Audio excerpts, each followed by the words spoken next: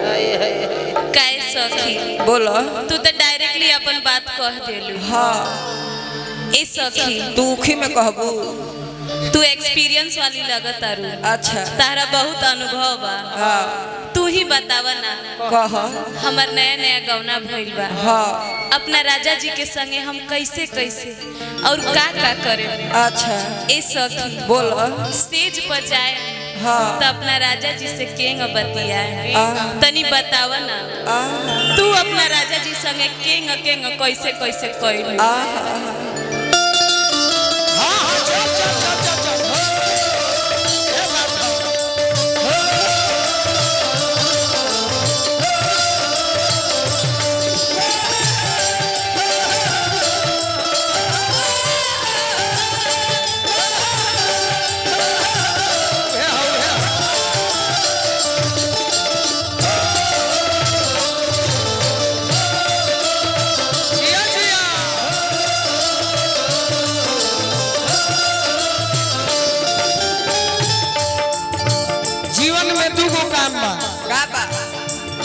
अगर गीत तहार 10 साल पहले के गीत होके ममता जी हाँ जी आज भी सुन के लोग प्यार देता हाँ हाँ तब जीवन में का चाहिए कुछ ना तो कतना गीत आवत पुरान हो जाते केहू चिन्हतो नहीं सही बाकी कतना ही हमार भाग बा हाँ जी कि हम श्रोता के धन्यवाद दिले। हाँ हाँ लड़की कहतिया का कहती कि आज हो पहिला मिलना मिलल सजनी के सजना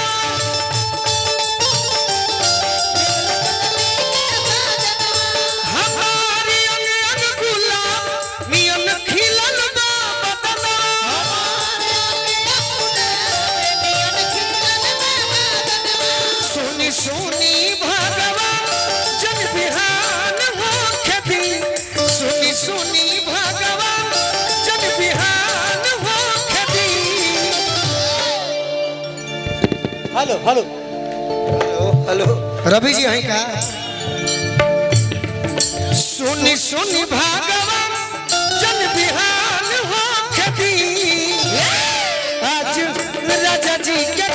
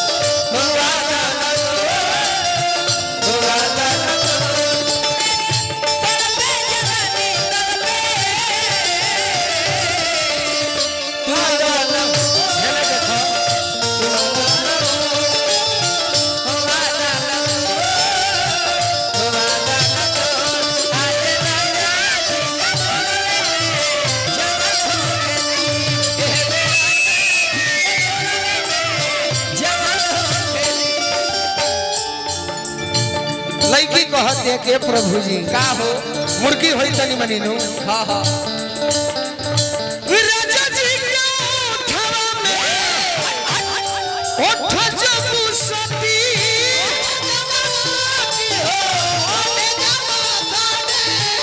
भूख भूख परी हमारा दिलवा के मोती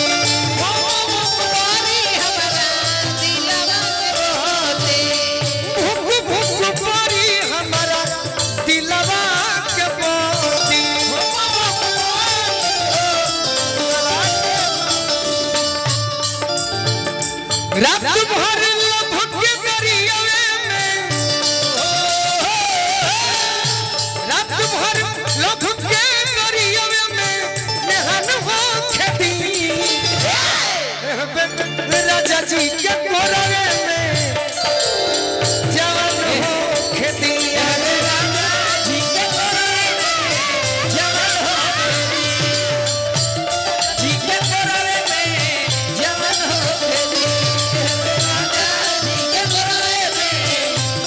हो खेती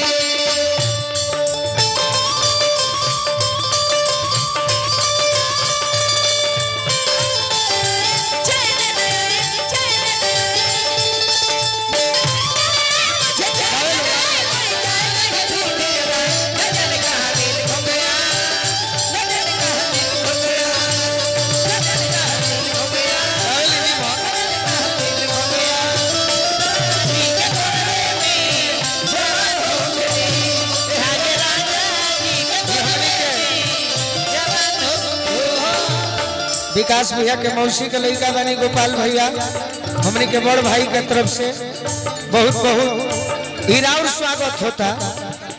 गोपाल भैया के बहुत बहुत धन्यवाद के रौराई में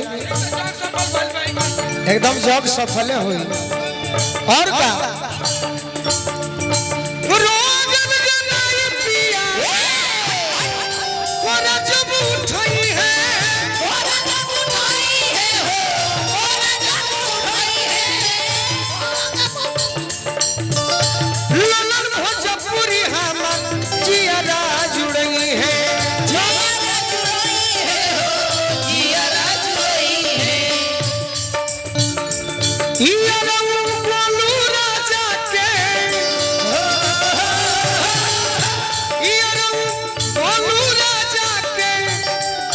परेशान हो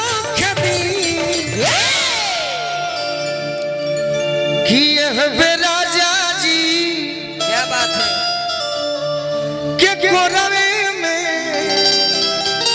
जय हो कि आज राजा जी के गोरवे में जवान हो खेती। आज राजा जी के गोरवे में जवान हो खेती। राजा जी के गोरवे में जवान हो खेती। आज राजा जी के गोरवे में जवान हो खेती। सुनी सुनी भागा जन बिहान हो खेती। सुनी सुनी भागा जन बिहान हो खेती। राजा जी के गोरवे में जवान हो खेती। आज राजा जी के गोरवे में बिहान हो खेती। राजा जी के गोरवे में बिहान हो खेती। राजा जी के गोरवे में बिहान हो खेती।